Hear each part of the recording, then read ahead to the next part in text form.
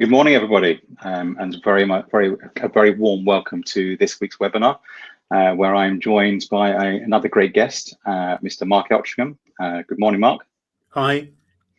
Thank you very much indeed for joining me on this Friday morning. Of course, we're now our third webinar, and I do thank everybody that's joining us so far. I hope everybody can hear us.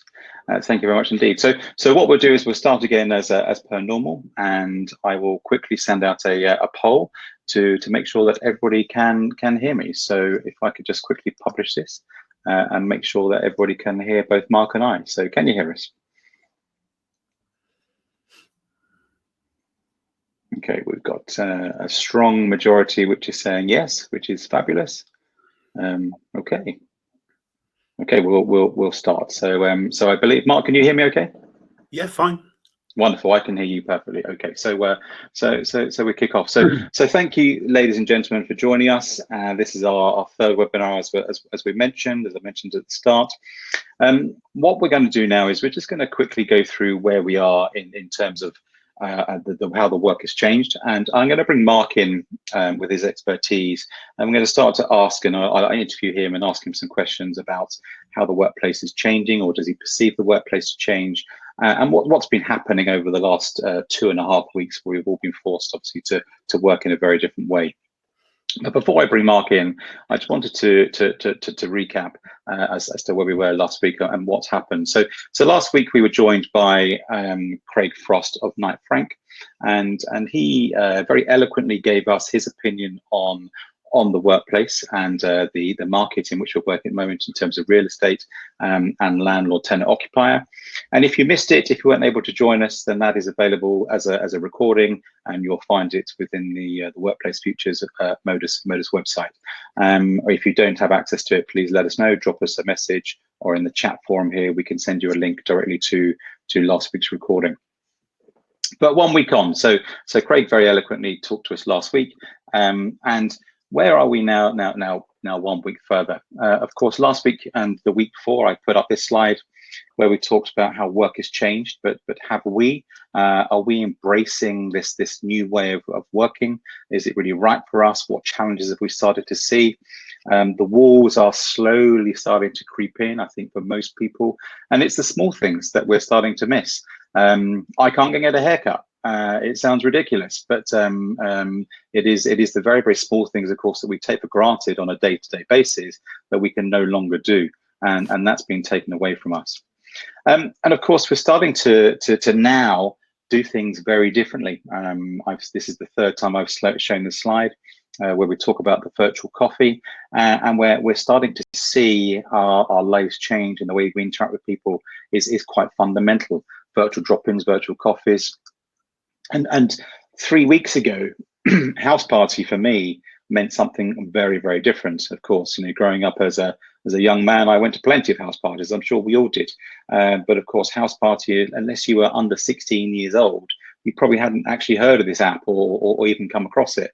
But it's becoming now the one of the single biggest apps to download at the moment for people to communicate. And obviously, being a free peer-to-peer network, people can start to communicate, video call, and interact with different people.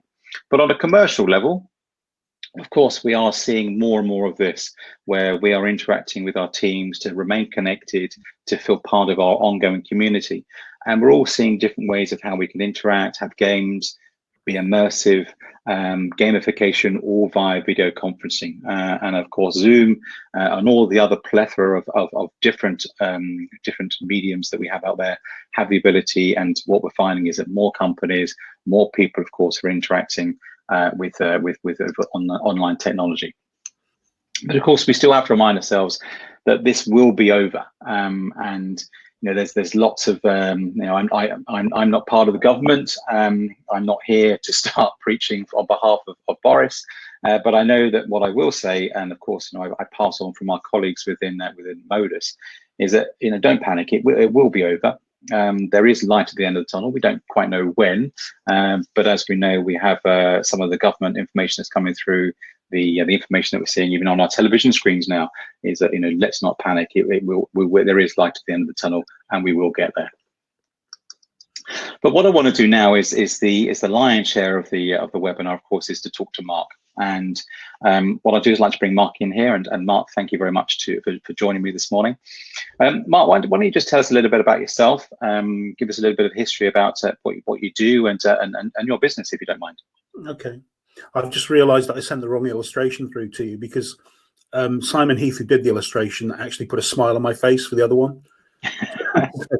So I should have sent that one through. I'm the publisher of primarily of a website called Workplace Insight, which has been going for about 6 years now. And we've recently launched a magazine to go alongside the website called In. And I love people to subscribe if they aren't already. There's a form on the website which you can find in the right-hand column. We're only after your email address, and we'll send you copies through once they come through. We started it in response to what I saw as the development of a new way of looking at workplaces. So one that embraced more, not just the physical spaces, but digital and cultural spaces too. And in response, you had the development of a new discipline. I'm very wary of calling it a profession. Some people might at some point in the future, but related to workplace. Now, it's a sort of very vague term, and I always think it's a little bit like facilities management. You know, it's a sort of a nebulous idea, and we've got to be careful not to get bogged down into debates about what it involves. We just know it when we see it, and all the things that we're talking about have. I think when we did this, it was the crystallization of about 20 years of development of this kind of thinking that I'd been witness to, both as a marketeer and as a journalist and writer in the marketplace. I started out my career in a marketing capacity with an office furniture company, and then by a circuitous route became a journalist. And started a PR agency, which was very successful for a number of years before deciding to get back into journalism when I was thinking about, the issues that are now very, very apparent in the way that we're talking about work. It's, I think, we'll come back to this, but I think that the major point is that many of the conversations that we're having now about what happens after the pandemic is finished are very, very familiar. Yeah, exactly. Okay, thank you, Mark. So what I'm going to do is I'm just going to check one more time. Obviously, we are totally reliant on modern technology. I know Mark and I can hear us ourselves. So I'll just quickly check one more time, and then we'll get into into some of the questions I'd like to ask Mark. Can you still hear us? And I'm pleased to hear that most of you can. In fact, all of you can. So thank you very much. So Mark, thank you for that. I mean, I've read both the magazine. I do read your blogs, your website on a regular basis, and we've got some good names, and there's some good industry colleagues and friends. Neil, I know he publishes and writes for you quite a lot, and there's some good stuff. And for any of our viewers and listeners that are currently online, if you haven't seen it, I do encourage you to go and have a look, because it is a great place and a great space to understand what's happening with the workplace. So COVID-19 needs no introduction, and I think it's fair to say we're probably becoming a little bit fatigued by it, but it is real, and of course we need to respect it. But how have you dealt with the sudden change? With the 3 weeks in, as we will be on Monday, when Boris announced that we have to, obviously the lockdown happened. How have you dealt with the sudden change in the work? Well, I mean, personally, it's not made a huge difference to me. I mean, we're not working in our office anymore, so and our landlord's been great in offering us half rent for the time being. So we're standing by them, they're standing by us, and I think that's the way it should be in lots of domains. Essentially, my job consists of staring at a blank screen and trying to fill it. And reading other people's thoughts and ideas and sort of absorbing things and processing them into something that we can use. It's so a lot of it is very, very familiar.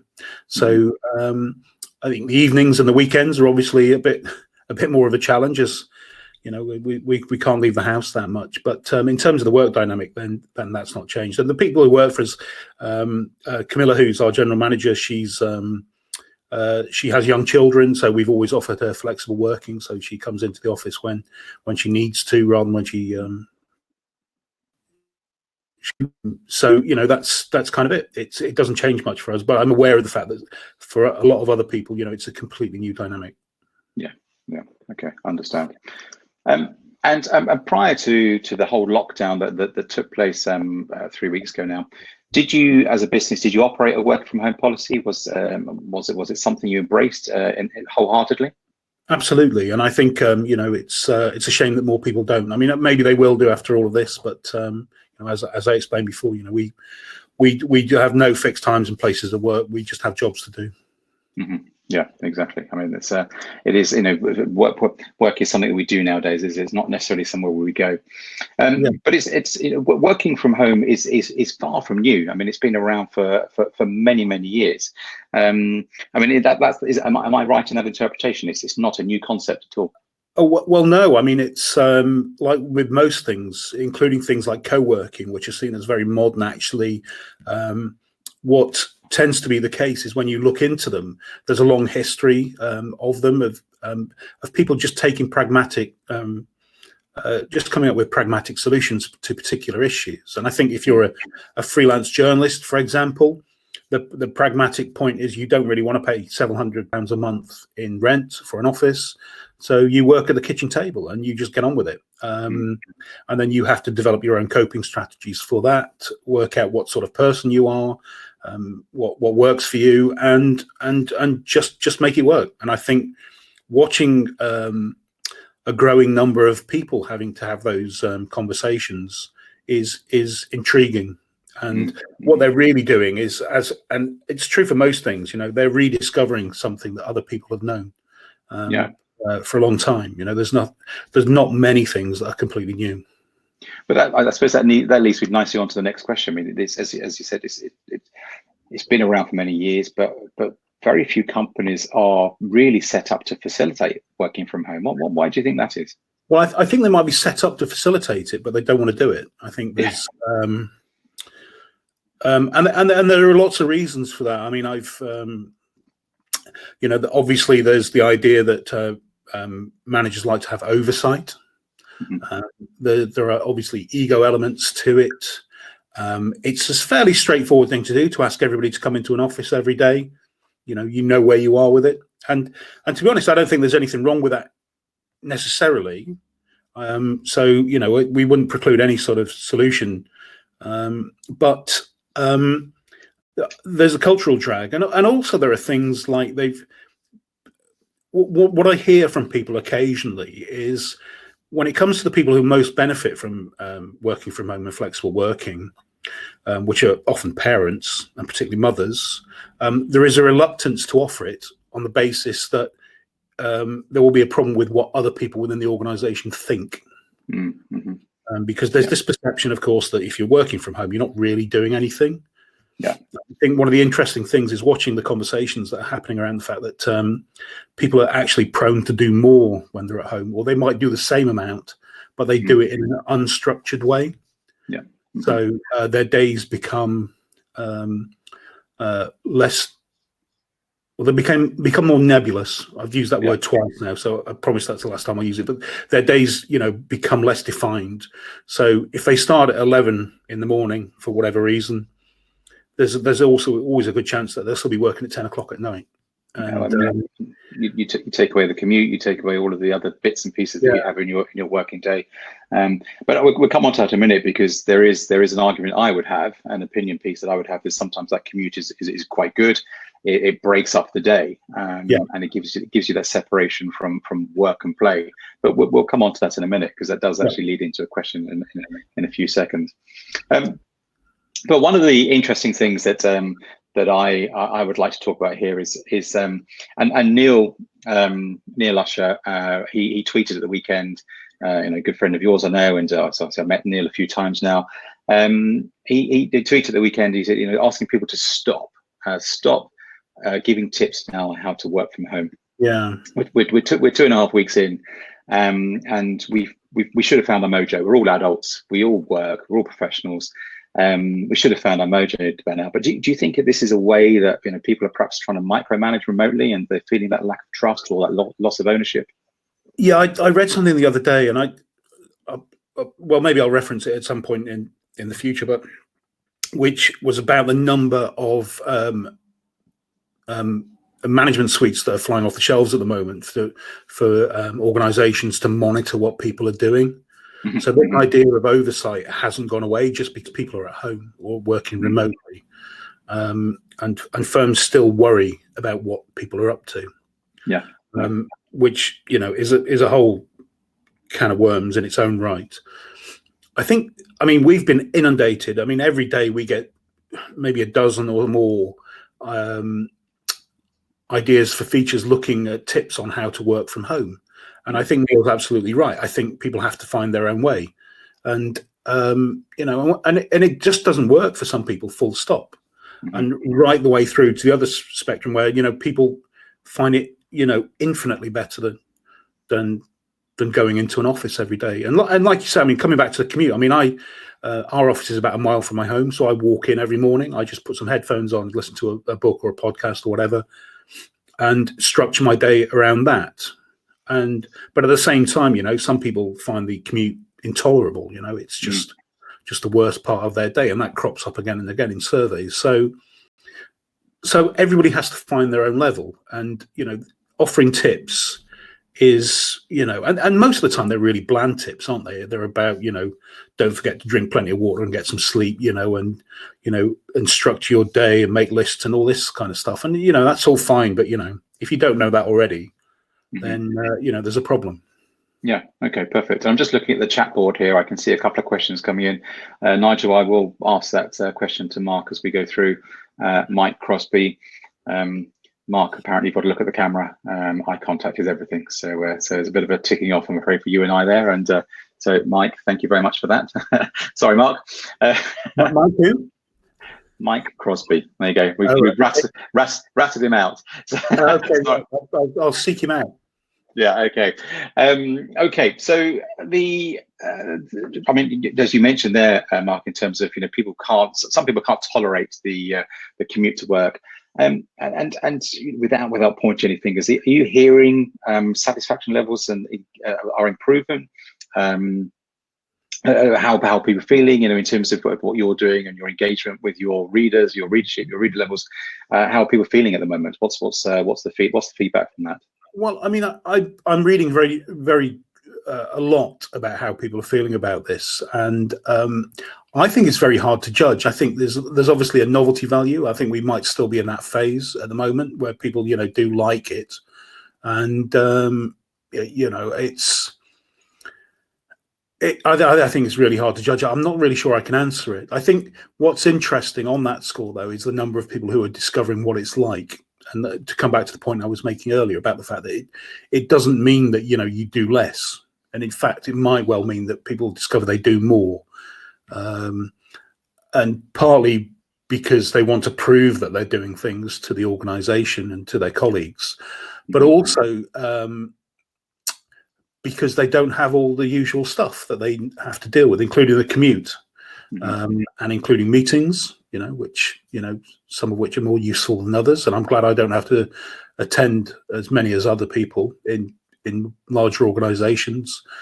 There's all the usual stuff, and just chit chat with colleagues, it's, but at the same time, you've got something there that looks like a waste of time and can be presented as a waste of time. It actually is a really useful thing to be doing. Yeah. Okay, perfect. So I want to get on to the big question in a minute in terms of the one of the biggest, the whole subject about this webinar this morning.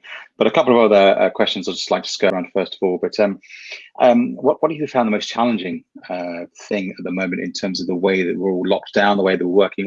What if you had to finger point at one thing? What's been the biggest challenge so far? Well, for us. For you and the business, or well, I suppose it's twofold, that question. For you and the business, but also in terms of the market, what do you think has been the biggest challenge? Well, personally, I mean, although I'm used to making Zoom calls and whatever, we do that occasionally. In any case, I think doing more of those is great. But I just miss sitting down with people, because you have a different interaction when you're actually with somebody, I think, than when you're communicating online. So, I mean, for example, I'm part of a sort of multinational or an international group of translators and journalists who work with a German firm called Sadus. And so we have regular update meetings, and we tend to have them together. And that's very nice in its own right, traveling to Paris and, and other places to hold those meetings in Milan. But at the same time, you have a different interaction with those people when you're actually in a room together. I think also for me, it's just the ability to be out, isn't it? It's out and about, walking to different environments, walking through the front door, greeting people, smiling at people. Whilst I, love my wife dearly, sometimes it's better, and not better, sometimes it's nice to also engage and see different people as well. Okay. Yeah. So, and I think you probably answered most of this question already, but is there anything you've had to change about your business so far as part of this lockdown? Well, we've taken the decision that we're just going to carry on as far as possible as normal. I mean, we're getting far less information in from marketing people and PR people, so the number of news stories we're doing is not as high as it normally is. And the ones that we get in tend to be focused on coronavirus. And I think it's really important, but, we've got to remember that, we've got to carry on after this. So, for example, our next issue is due out in a few weeks, and we're just going to go ahead and publish it. And what that means practically for us is we're going to have to take a hit financially, because our advertisers aren't really in a position to be booking space. I mean, we've only just launched the magazine, which is perfect timing. We launched it at the beginning of March, so literally couldn't have been any better. And we've just taken the decision that we're going to support our advertisers. So we're offering free ads to the people who've supported us over the past few years. And that's the way we're going to do it. And to come back to the point I made before, I think everybody's got to accept, we've got to get through this together, and if it means taking a hit financially on a few things, but benefiting from other favors and stuff like that, then that's the way we're going to play it. Yeah. Okay. We heard it here first, guys. If you supported and worked with Mark in the past, there's some editorial there to be had. Okay. If you want. I hope we've been in touch with them, and if we've forgotten anybody, I'm really, really sorry. Okay. So I'm going to make reference back to a point that I made a few minutes ago. That I call it blurred boundaries, that whole life slicing thing. That, of course, I know in our arena, people talk about this life slicing, blurred boundaries, and there's this blended work-life balance that we have. But in my opinion, of course, it's an opinion piece that I quite like. The fact that when you go to a place of work, you do sometimes, most of the time, you have that break, that definition. There's a cut-off point between your workplace and your home place.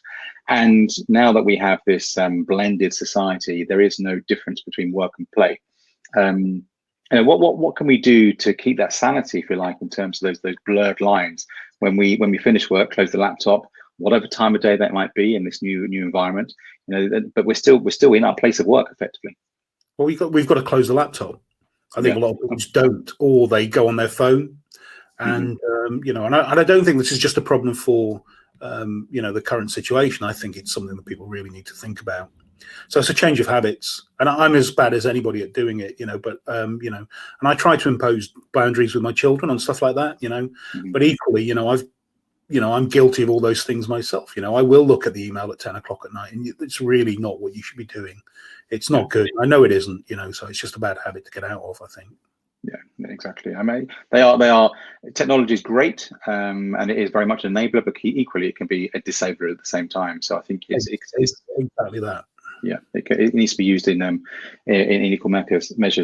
Well, I think email, every piece of research you see suggests that email is the one thing that will drain people's time more than anything. I mean, all the surveys about, acoustics and distractions and, stress and all those sorts of things. Actually, the biggest killer of productivity is email, and you've got to be disciplined about it. And I'm not, I'm saying this as somebody who does look at it at the wrong time of day. So and other people have those disciplines of saying, well, I'll open it at 9 and again at 4, and just deal with messages as I would do if I had an in tray. And and that's a good way of doing it. My email's open now, actually, so there you go. You're concentrating on me or the? I have turned my phone off though, but my email's open. So yeah. Okay. All right. Fabulous. Yeah. For me, I tell you one thing I've learned, or I've discovered over the last 3 weeks is YouTube. Obviously, I know YouTube existed, and of course, I've used YouTube. But YouTube can be for me, the single biggest productivity killer. You click on one video, then of course you're then linked to another video. All of a sudden, you're watching videos of something you perhaps have no interest in, and 3 hours later, you think, "My God, what am I doing?" Well, yeah. I mean, that's what they're designed to do. All of these things, they are designed to suck you in and keep you there. That's kind of it. Yeah, exactly. So the just question number 10 for you then, Mark, is that some of our colleagues within the industry, of course, have written for years that the office is dead, and the office is dead. I wrote a blog some years ago. I think the office is dead. Long live the office. But what do you think? Is it dead? Or do we need the office? I mean, we're coming into some big questions now, but what's your opinion? Well, I think actually it might focus attention, what's happening at the moment, it will focus attention on what the office is good for, which is to bring people together, to create a culture. You shouldn't underestimate that. It's far easier to do that when people are in a space. And I mean, and that is one of the reasons why you have, the tech palaces in America, the Googles and Facebooks, they want people in a space. And the way that they do that is they have, while they're aware that, people can work from anywhere, actually you offer them the best space you can. And that's where they will come to. If your office is a better option than Starbucks, then people will come to it. And I know they're slightly different because, of course, the people who work for them are, in the modern parlance, more engaged than other organisations might have. But I think there's the cultural glue there, but also there's the way people interact. And there's research going back decades about how information travels that relies on physical proximity. And it's about who you can see, literally how far you are away from them. That can be measured. There's the famous work of Tom Allen at MIT looking at that. And I've heard it anecdotally as well, and it's often the case with organizations where they have a large peripatetic workforce. So, facilities management firms are a good example of this because they might have people on site for months or years on end. And those people can become disconnected from the organization, and they don't have the same flow of information that would help them that other people might have. And theoretically, you can overcome these with technology, these issues. In practice, though, I'm not so sure. So I think what will happen instead that the office won't die, but what you'll have instead is a renewed focus on what it's good at. And I think that will have implications for the design of workspaces, but most importantly, it should have implications for the culture, which is the harder thing to change. You can redesign a space, relatively easily, but changing the culture of an organization is a huge challenge. So. No, it comes from the top, doesn't it? I mean, it's something that is not, you can't buy it, you can't make it overnight. It is an inbred thing. It's part of that, the DNA of the business. Well, I think the way that I've characterized it in the past is that you can design a space, but organizations need to be wary of using design features like a cargo cult. So, they think, if they introduce a slide to the organization, then they're funky all of a sudden, but that's the classic example, isn't it? Of, let's jazz the place up a little bit and express that we're a fun organization, but without a corresponding change in culture, of course. I don't like features like that anyway, but that's just me. But without a corresponding change in culture, you're not really going to get either any benefit from that or the full benefit of it. So, and that's really what organizations should be focused on. Yeah, exactly. Yeah. Why are you doing it? So is it right for you? Is some of the big questions that we need to ask.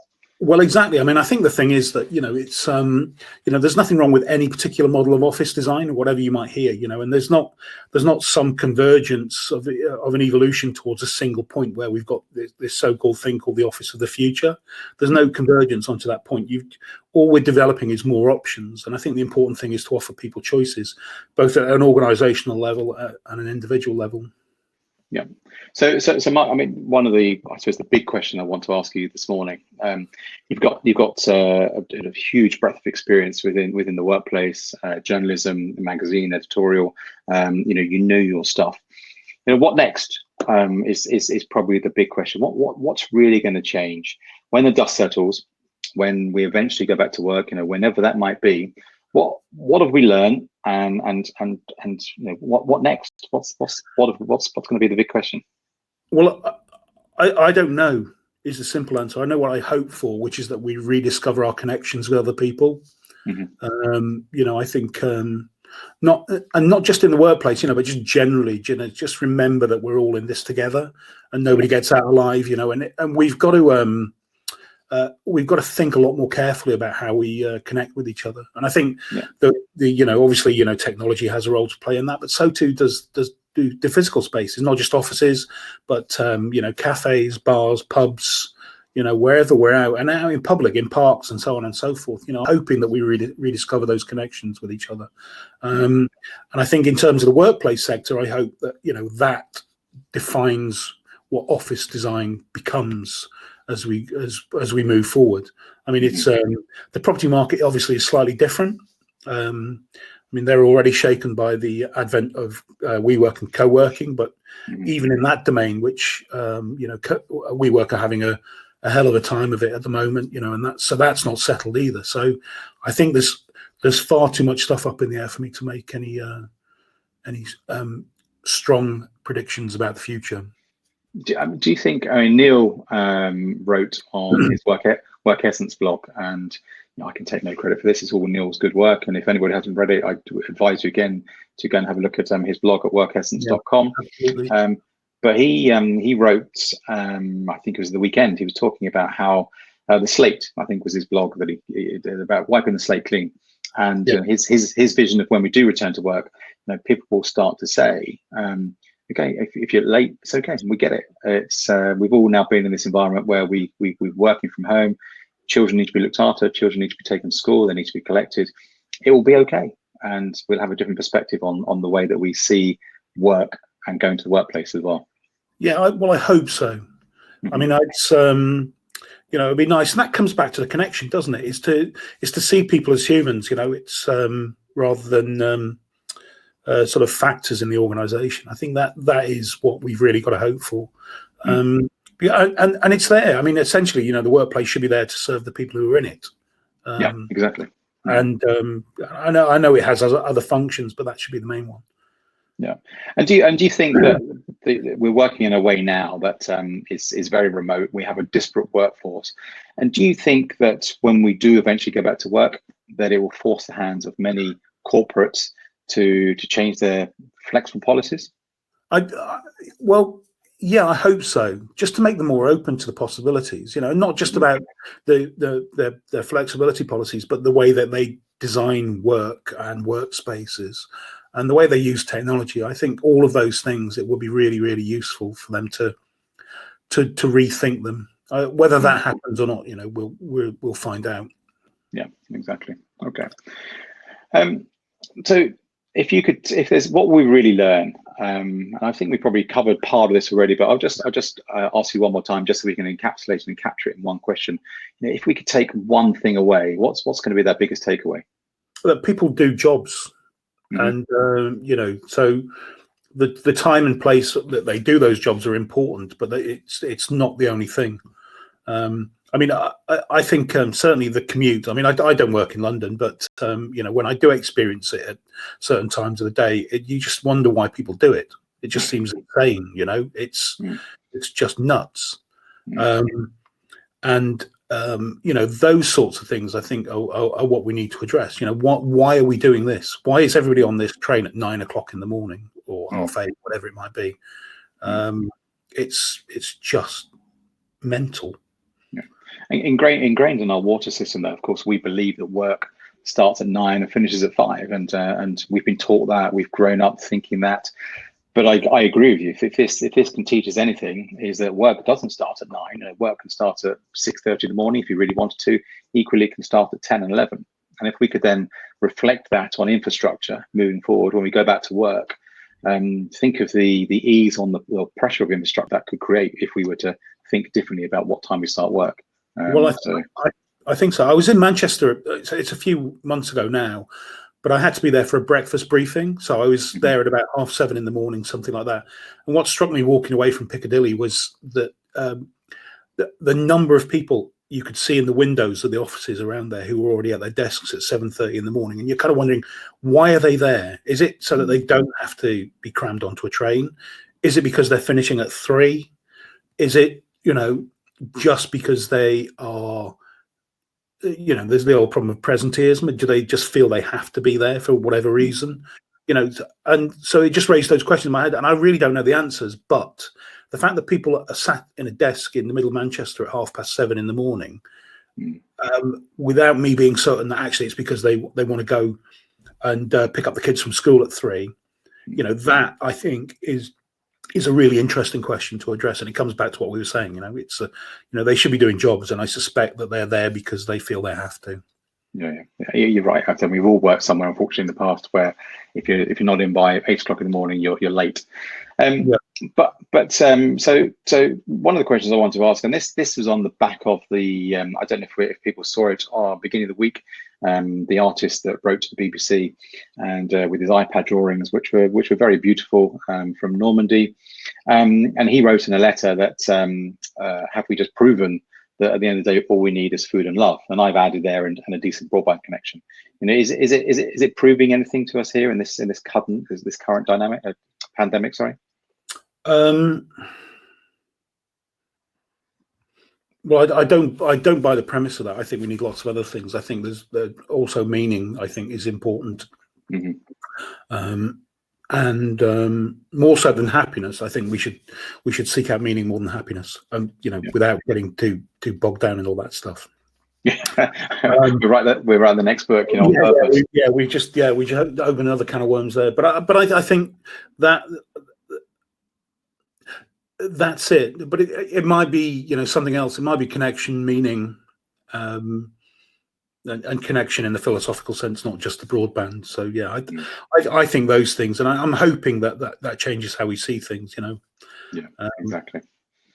And the last question I have for you, and this is taken directly from Mark Eltringham yesterday. I was on his webinar, and he made a very good point. And I'll ask it to you, and thank you, Mark, for the little pointer yesterday. But how quickly do you think we'll forget? I mean, it's we've seen it in the past. We've had things that have happened that have changed the way we've had to work or do things. But then we human nature is we forget, don't we? Well, we do, and I think we'll forget fairly quickly, and some people will. And as I mentioned before, that impulse to monitor people is, in these times is manifesting itself in the purchase of management apps, so people can monitor what their staff are up to.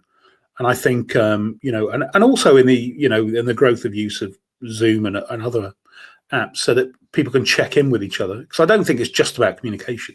I think managers will want to know what people are up to. And it's easy to do that in a corporate panopticon. If you've got everybody in one room and you can look out on your empire, that's one thing.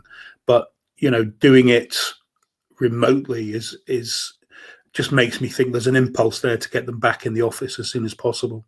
But it'll be mixed, like most of these things. I think some organizations will seize the opportunity to do something different, and others will just say, okay, right, back to work. Yeah, and I think that's a skills gap, doesn't it, that exists perhaps at certain levels within organizations, that there's a trust issue there, and the disparate remote workforce.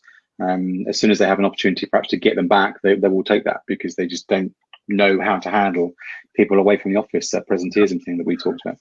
Yeah, I think so. And I think even if it's apparent that people are working more or doing more productive work, I should say, away from the office than in it, I think there'll still be that impulse to get them back in.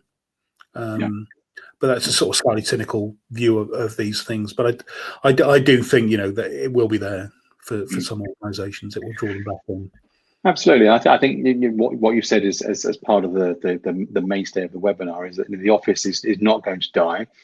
We need those connections. We need those connectivity. The way that we interact and the culture of an organisation is normally bred within a place. Churches have been around for many years. They will continue to be around because it is a focal point, and that's what we need. But I've got some questions here that have come in, Mark, if that's okay. So I've got one here from Nigel. Hang on, I'll just get my black book. Nigel. he has. We have no surname, so I'll just okay. I'll go with first names only, actually, in terms of okay. make sure we're GDPR compliant. Okay. But Nigel asks, he says, does Mark think that companies may embrace working from home if they see it working well and the further benefits of a smaller real estate overhead?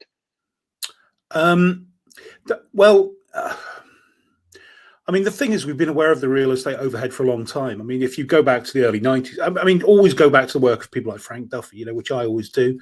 That formed, the early part of my reading on these things. And and all those arguments were apparent when, they were forging the first ideas of facilities management. And it became a bit of a hackneyed argument. And I think you could still make it now. It's like, real estate makes up 15% of your costs and people make up 80%, something like that, and you use the 80% to leverage the 15% and stuff like that, so you've got all these dynamics going on. So that argument has always existed and it's been more or less successful. I think what will happen is that what we'll see is a continuation of current trends on that score. But it'll be catalyzed a little bit. There's an evolutionary scientist called Stephen Jay Gould who has developed an idea called punctuated equilibrium, which is that things will carry on much as they are, maybe with slight changes over time in terms of the evolution of animals. But in the presence of some sort of major change to the environment, so some cataclysm or a change in temperature and stuff like that, that they will evolve far more rapidly. So you get these jumps in evolutionary processes in the environment. And I think that might be a metaphor for what we might see here. You'll see more people doing it, but you should also be aware that actually it would have happened anyway, perhaps just not as quickly. Yeah, I agree. Okay, so I've got another question here from Hugo. Hi, Hugo. How are you? Hope you're well. And his question comes directly from a furniture perspective. And he asks, what can manufacturers and dealers that sell directly do during these times to keep their teams motivated and build their pipelines in readiness for when the restrictions are lifted? Okay. I mean, I've spoken to a couple of people about this in as manufacturers who, before all this kicked in, had good or decent order books, and there's obviously latent demand there. There always is. When we've been through recessions in the past, I mean, furniture companies have always just and other manufacturers have tightened their belts and waited for the good times to return. Because they just they've I think a lot of them have become very good at that. They know how to weather it. It's not very nice, but I think they'll do it. I think there's obviously a pipeline there that is blocked at the moment, but it'll come back, and the sooner the better. I think it's part of our job as well to help them do that, so that when we do come out of this, if people are talking about the workplace in different terms, it might offer them an opportunity even. So we'll see. But like I said, I think they're very good at surviving it. Do you know what it is? Another animal metaphor: those frogs that dry up and sit at the bottom of a desert for years on end until the rains come back. That's them. They'll be all right. Okay, and I think for anybody that's interested, Craig in our webinar last week talked about this. That the reality is that clients, tenants, occupiers, they still have lease events, whether it be a lease break or a lease expiry. The pandemic is not going to stop that. So things still happen, and the reality is that there is still work out there, and we're just unfortunately forbidden to go and see these clients. So there is still work to be had. It will come back, as you said, to use your metaphor of the frog. It will happen. We just have to have a little bit of patience. Yeah. And I've got a question here from Deji. Forgive me if I've pronounced that incorrectly. But what impact do you imagine this will have on FM service jobs, cleaners, engineers, handymen, etc.? Well, there's an interesting one, because I think, and you know, and I think it's another thing that's become a bit of a cliche. We're finding out who the key workers are.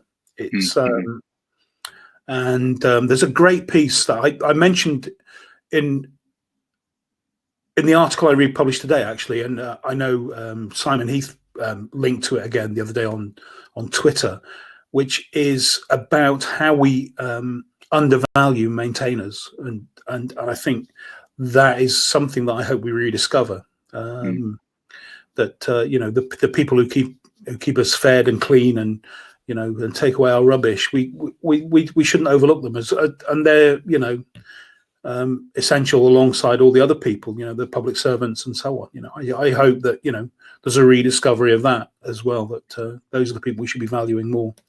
Yeah, I agree. And is it funny how we have a pandemic like this, a crisis, that it makes us focus, and all of a sudden, you know, we realize that they are important, and which is a great shame. That it shouldn't take something like this for us to realize that those key workers are fundamental to our livelihoods and well-being. Yeah, exactly. And the people who deliver, you know, you could extend it, couldn't you? The people who deliver food to us, you know, and servers in restaurants and servers in shops and stuff like that. All of those people, they're the real key workers. So yeah. And okay, so we've got Mike. Mike has sent another comment here. He says, at the end of any crisis, there are always some winners and losers. A recession can and often does deliver opportunities. We all just need to make sure we are looking further and wider than we usually do. And that's a very fair point that Mike makes there. He's quite right. Thank you very much. So Mark, I'm going to thank you very much indeed for joining us, and your input and your feedback and your thought, of course, is very welcomed and very valued. And thank you for joining me this week on our webinar. And as usual, we've tried to keep it as close as possible to 45 minutes. This webinar will be available for replay for those that perhaps want to listen to it again, or for any colleagues that have missed it. And we can that link will be available on the website very soon. But Mark, thank you very much indeed for joining us. Thank you very much indeed for all of our viewers and listeners that have stayed with us. Take care, stay safe, and we will see you again very soon. Thank you very much indeed. Thank you, everybody. Thanks, Mark. Thank you very much. Bye-bye.